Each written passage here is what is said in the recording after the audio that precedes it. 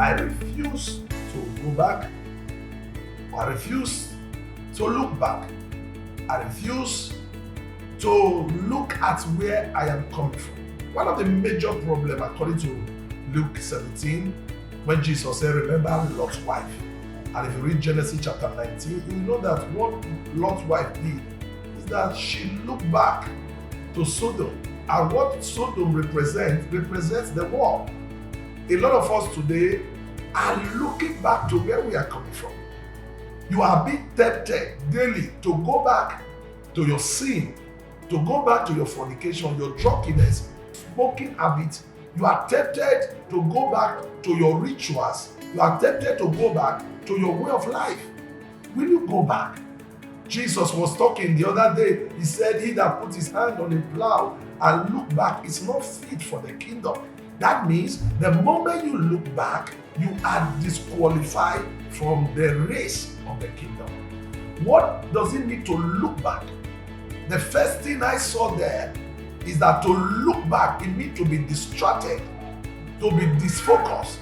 And you know, one of the major keys about this race that we are running is focus. That is why the scripture says, looking, present continuous tense, unto Jesus, the author and the finisher of our faith. In 2 Kings chapter 2, Elijah said to Elisha, in verse 10, that one, if you see me go.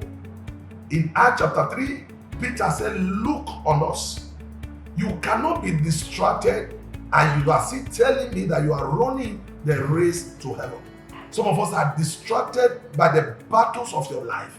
You are distracted by friends. You are distracted by opinions of others concerning the Christian race that you are running.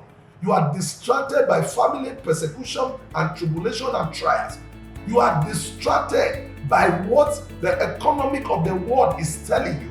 You are distracted because of your results that you just received either from the school or medical laboratories. You are distracted by why not allow it go and focus on God. Because when you are distracted, you are going to be pulled back to the world. The second thing that it means to look back, it means to be admiring what you have condemned before. Sodom was what God was to condemn, but the woman looked back, was to admire what God hated, what God was never interested in, what she's supposed not to be interested upon, but she was still admiring them. There are many of us who are in church, or you are in churches today, a lot of us, you still admire the dress style or the dressing style of the world, the hairstyle of the world. Like I said to people, branding your hair or spraying your hair or changing the color of your hair may not be written in the Bible as a sin. Just the way standing in the front of the movie trailer is not written in the Bible, but you use your common sense not to stand when you see a trailer coming. The same way, by their fruits we shall know them. The dressing style of the world is now becoming the dressing style of the church. That somebody can fry and cook and turn the color, the nature of the hair to a color that God has never given to your sheep. Listen to me. If you need gray hair, God would have given it to you. Anything God has not given to you, you don't need it. If God look at your life that you are going to be okay with dada, what you call dreadlock, he would have given you dreadlock like Samson. So long he has not given you, he knows that it will not fit you. I am not saying the Bible is against it, but I want to tell you that that is the dressing style of the world. So what am I trying to tell you? Stop looking at what the world is doing. Stop admiring what they are doing. There are a lot in your kingdom. There are dressing patterns in your kingdom that the world should admire. There are hairstyles in your kingdom that you have not discovered that the world should admire.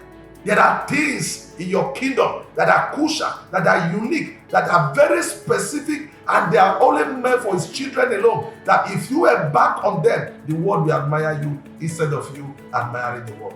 And the last thing on this platform, looking at the back, means to backslide.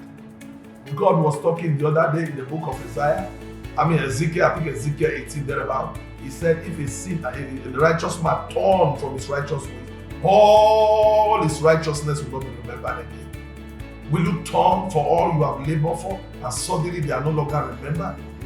Just imagine how it will look like after 2, 3, 5, 6, 7, 8 years, 9, 10 of becoming a Christian. All night, all your fasting, all your alms, your giving, your offering, your tithes, your persecution that you have gone through because you're a Christian. Suddenly, they are no longer remembered. Remember how people insulted you because you carry Bible, and now you are thinking of going back to the world. Do you know how many times you woke up and prayed in the midnight? You confronted the demon, you confronted the kingdom of air, the principalities and power and witchcraft, and now you want to go back to them so that they can deal with you? No, my brother, my sister, it is too late to go back. Move on, move on, move on. He said that endure to the end shall be saved. What is that thing that is tempting you to go back? Why not take off your eyes from it and look unto Jesus, the author and the finisher of our faith? All I'm trying to say to you that you are tired of praying, you that you are tired of coming to church, you that you are tired of worshiping with God the way you used to be, you that you are tired of doing one thing or the other for God again as you used to do, why not? Why not? Why not revive yourself?